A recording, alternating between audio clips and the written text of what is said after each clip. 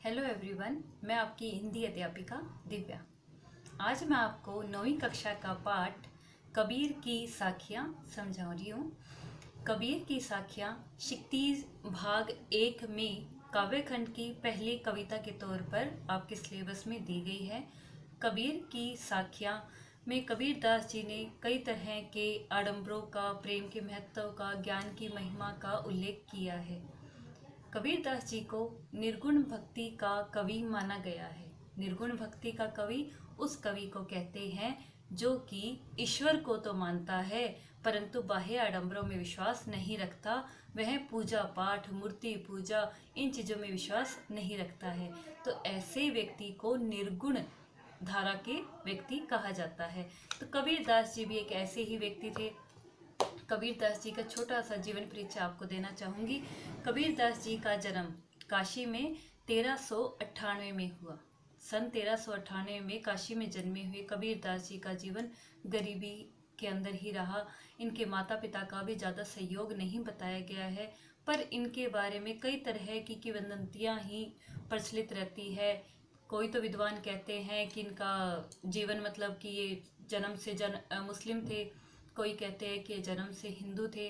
तो इनके नाम को देखते हुए ये डिसाइड ही नहीं किया जा सकता कि ये हिंदू थे या मुस्लिम थे। कबीर दास, दास हिंदू, कबीर मुस्लिम। लेकिन कबीर दास जी का स्वयं यही मानना था कि हिंदू और मुसलमान के नाम पर हमें राम और रहीम को नहीं बांटना चाहिए। ये सभी एक ही ईश्वर के अंश है, तो हमें एक सच्चे एक ही ईश्वर में ध्यान लगाना चाहिए। उसके बाद कबीर दास जी की मृत्यु सन 1518 में बताई गई है। इसके अलावा कबीर दास जी ने अनेक तरह के ग्रंथ लिखे हैं, जिनमें सबसे अधिक महत्वपूर्ण थी कबीर ग्रंथावली। कबीर ग्रंथावली। इसके अलावा कबीर दास जी ने अनेक दोहों का भी वर्णन किया है। उन दोहों के माध्यम से उन्होंने समाज में एक जागृति, एक नई दिशा प्रदान करने की कोशिश की है। क्योंकि जब समाज हिंदू और मुस्लिम के दायरे में आकर बंट रहा था, उस समय कबीर दास जी ने इन चक्रों से इंसान को बाहर निकलने के लिए समझाते हुए कई तरह के दोहे लिखे हैं।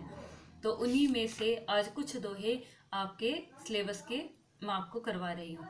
एक और बात, कबीर दास जी के शब्द है वो आपके सिलेबस में नहीं है, वो हरियाणा बोर्ड में है। सिर्फ सीबीएसई बोर्ड के अंदर कबीर की सिर्फ साखियाँ है। कबीर की साखियाँ यही हम करेंगे। तो आइए करते हैं कबीर की साखियाँ। इन साखियों में कबीर दास जी ने ईश्वर प्रेम का महत्व, संत के लक्षण, ज्ञान की महिमा तथा बाह्य आडंबरों का विरोध भावों का उल्लेख किया है। पहली साखी। मान सरोवर सुभर जल, हंसा केली कराही, मुक्ता फल मुक्ता चुगे, अबूढ़ी अनत न जाही। अर्थात कबीर दास जी कहते हैं कि हंस मान सरोवर नामक झील के जल में क्रीड़ा करते हुए आनंदित होकर मोती चुग रहे हैं और वे इसे छोड़कर अन्यत्र कहीं नहीं जाना चाहते। ठीक इसी प्रकार मन रूपी सरोवर में जीवन रूपी आत्मा भक्ति में प्रभु भक्ति के आनंद रूपी जल में विहार करती है तथा वह अन्य किसी स्थान पर नहीं जाना चाहती। लेखक कवि के कहने का भाव यह है कि अगर मनुष्य खुद को ईश्वर भक्ति में लीन कर ले तो जो आनंद प्रभु भक्ति से मिलेगा वह उसी आनंद से तृप्त हो जाएगा और साधक कहीं और जाने की सोचता तक भी नहीं है। यह है पहली साखी। दूसरी साखी। प्रेमी ढूंढत मैं फिरो, प्रेमी मिले न कोई, प्रेमी को प्रेमी मिले, सब विष अमृत होई। अर्थात कबीर दास जी कहते हैं कि मैं अनेक स्थानों पर अपने प्रेमी अर्थात ईश्वर को ढूंढता फिरा, पर मुझे कहीं भी मेरा प्रेमी अर्थात ईश्वर नहीं मिला। यह सत्य है कि जब ईश्वर प्रेमी को उसका भगवान मिल जाता है तभी सभी प्रकार का विष अमृत हो जाता है। अर्थात मनुष्य की सभी बुराइयां समाप्त हो जाती है और उसे एक अद्भुत आनंद की प्राप्ति होती है। तो यही थी कबीरदास जी की दूसरी साखी, जिसमें सच्चे प्रेम की महिमा का वर्णन किया गया है। तीसरी साखी है आपकी, हस्ती चढ़िए ज्ञान को सहज दलूचा डारी, सवान रूप संसार है भूखन दे झक मारी। इस साखी में कबीरदास जी ने ज्ञान के महत्व को दर्शाते हुए बताया है कि हमें ज्ञान रूपी हाथी पर सवारी करनी चाहिए। इस ज्ञान रूपी हाथी पर सहज साधना रूपी एक छोटा कालीन भी हमें बिछाना चाहिए। यह संसार तो उस कुत्ते के समान है जिसे भौंकने की आदत है, अर्थात उसे भौंकने दे, यह झक मारकर स्वयं चुप हो जाएगा। भावार्थ यह है कि व्यक्ति को ज्ञान पाने का प्रयास करना चाहिए और इसके लिए सहज साधना मार्ग उसे अपनाना चाहिए। साधक को उस संसार की परवाह नहीं करनी चाहिए जो कि हर समय उसके मार्ग में अवरोध पैदा करे। अवरोध ईश्वर भक्ति से संबंधित अवरोध को अगर कोई व्यक्ति करता है तो फिर उसे हमें महत्व नहीं देना चाहिए और हमें प्रभु भक्ति में लीन रहना चाहिए। कवि ने लोक निंदा की परवाह किए बिना प्रभु भक्ति करने की सलाह दी है। अगली साखी है, पखा पखी के कारणे सब जग रहा भुलान, निरपख होई के हरि भजे सोई संत सुजान।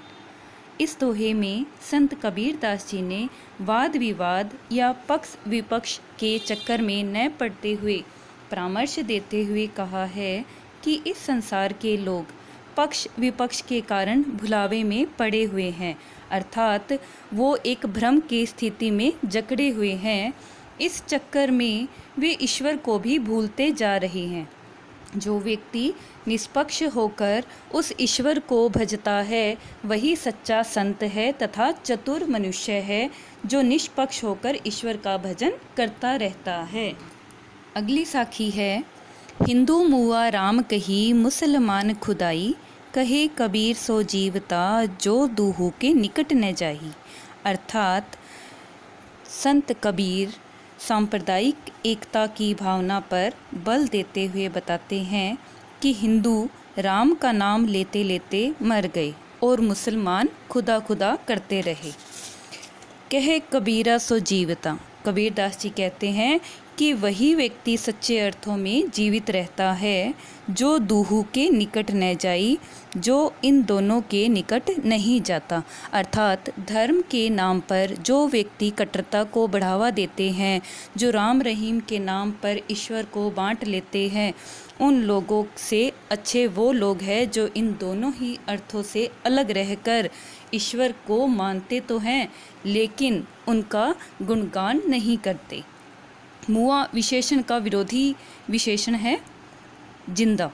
इसमें कहे कबीर में अनुप्रास अलंकार है और यहाँ धार्मिक सांप्रदायिक भावना पर बल दिया गया है। अगली साखी है, काबा फिरी काशी भया राम ही भया रहीम, मोट जून मैदा भया बैठी कबीरा जीम। अब कवि ने आटा और मैदे के उदाहरणों द्वारा अपनी बात समझाने का प्रयत्न किया है कि कबीरदास जी बताते हैं कि साधना की चरम अवस्था में साधक के लिए काबा और काशी एक जैसे हो जाते हैं और राम रहीम का रूप धारण कर लेता है। अर्थात ना तो काबा और काशी में ही फ़र्क रहता है और ना ही उसके लिए ईश्वर के वास में राम और रहीम का अंतर रह जाता है। वह सभी में एक ही प्रकार के ईश्वर का वास देखता है। आगे उदाहरण देते हुए कवि बताते हैं कि जिस प्रकार मोटा आटा पीसने पर मैदे का रूप धारण कर लेता है पर वह मूल रूप से दोनों एक ही होता है, दोनों से खाना भी एक ही तरह का बनाया जाता है। इस उदाहरण द्वारा कवि सांप्रदायिक एकता बनाए रखने पर बल देता है जो कि हिंदू मुसलमानों की एकता की भावना है। अंतिम साखी है, ऊंचे कुल का जन्मिया जे करने उच्च न होई, सुबरन कलश सूरा भरा साधु निंदा सोई। अर्थात कबीर दास जी ने इस दोहे के माध्यम से यह बात समझानी चाहिए है कि व्यक्ति को ऊंचा बनने के लिए ऊंचे कर्म करने चाहिए, ना कि ऊंचे कुल में जन्म लेना। कबीर दास जी बताते हैं कि यदि कोई व्यक्ति ऊंचे खानदान में जन्म ले ले पर जे करनी उच्च न होई, परंतु उसके काम ऊंचे दर्जे के नहीं हैं, तो भी वह निंदा का पात्र है।